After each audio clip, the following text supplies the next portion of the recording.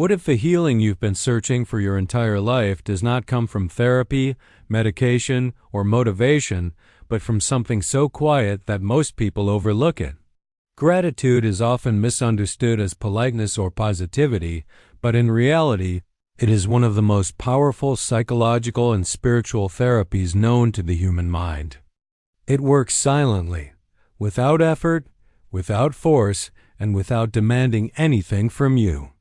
And yet, it has the power to rewire your thoughts, soften your pain, and reconnect you with God in ways you may have never experienced before. Most people spend their lives focusing on what is missing. The mind naturally scans for danger, lack, and comparison. This survival mechanism keeps the ego active and anxious. The more you focus on what you don't have, the more your nervous system stays in a state of stress. Over time, this creates emotional exhaustion, dissatisfaction, and even depression. Gratitude interrupts this cycle. The moment you consciously acknowledge what is already present, your mind shifts from survival mode to safety mode. Psychology calls this cognitive reframing. Spirituality calls it awareness. Faith calls it trust. Gratitude does not deny pain. It does not pretend that life is perfect. Instead, it teaches you how to hold pain without becoming it. When you practice gratitude, even in the smallest form, your brain releases chemicals associated with calmness and emotional balance. But beyond science, something deeper happens. Gratitude humbles the ego. It reminds you that you are supported, guided, and never truly alone. This is why gratitude is deeply connected to faith. When you are grateful, you are silently saying, "I trust that there is wisdom even in what I don't understand." Many people wait for life to improve before they feel grateful. But gratitude works in reverse. It improves life by changing the lens through which you see it. Two people can live the same reality, yet one feels empty and the other feels fulfilled. The difference is not circumstances, it is perception. Gratitude trains your perception to notice blessings instead of burdens. And whatever you consistently notice begins to grow in your awareness. This is why gratitude feels quiet. It doesn't scream like anxiety. It doesn't demand attention like fear. It gently grounds you in the present moment. And in that moment, the mind slows down, the heart softens, and the soul feels lighter. Gratitude is not about having more. It is about realizing that you are already held by something greater than your worries. If you are listening to this and feeling a sense of calm, even slightly, that is not a coincidence. That is gratitude beginning to do its work. Stay with this message, because in the next part, we will explore how gratitude heals emotional wounds that even words cannot reach. Before we continue, make sure you follow this channel, because what we're uncovering here can quietly change the way you experience life. Most emotional wounds are not caused by one big event. They are formed slowly through years of unmet expectations, unspoken pain, and constant self-judgment. The mind stores these experiences quietly, and over time they shape how you react to life. This is where gratitude begins its silent healing. Unlike confrontation or analysis, gratitude does not force you to relive pain. It gently changes the emotional environment in which that pain exists. When you focus on gratitude, your attention shifts from what hurt you to what held you together. The mind cannot fully dwell in fear and gratitude at the same time. This is not positive thinking. It is neurological truth. Gratitude activates parts of the brain associated with emotional regulation and long-term contentment. Spiritually, it pulls you out of resentment and places you back into humility. And humility is where healing begins. Many people believe they must forgive others before they can feel peaceful. But forgiveness often feels impossible when pain is fresh or deep. Gratitude offers another path. It allows you to appreciate what you learned, how you survived, and how you grew, even before full forgiveness arrives.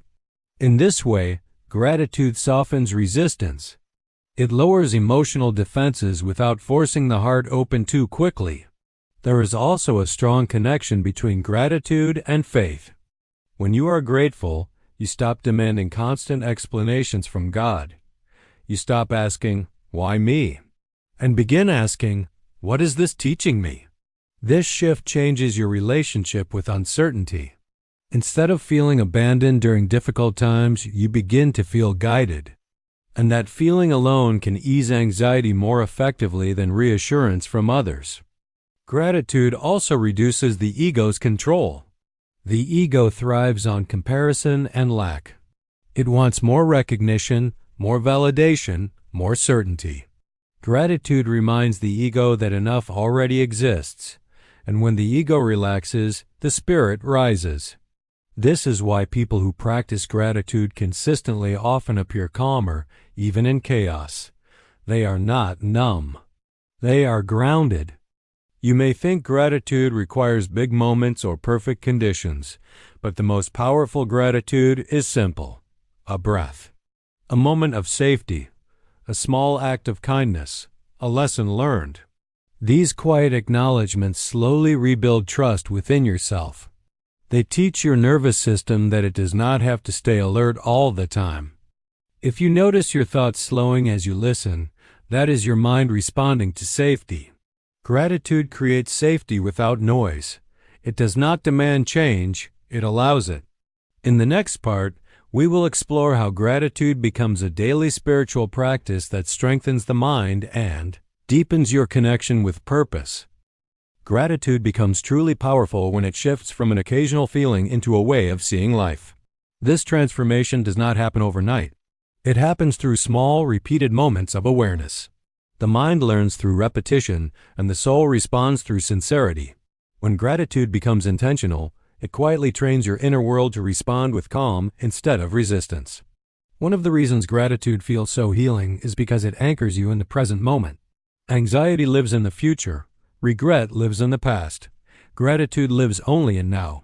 When you consciously acknowledge something you are thankful for, even something simple, your attention returns to the present. And the present is the only place where peace can exist. From a spiritual perspective, the present moment is also where divine connection is strongest. Many people struggle with prayer because their minds feel restless. Gratitude can become a form of silent prayer. You do not need words. You do not need explanations.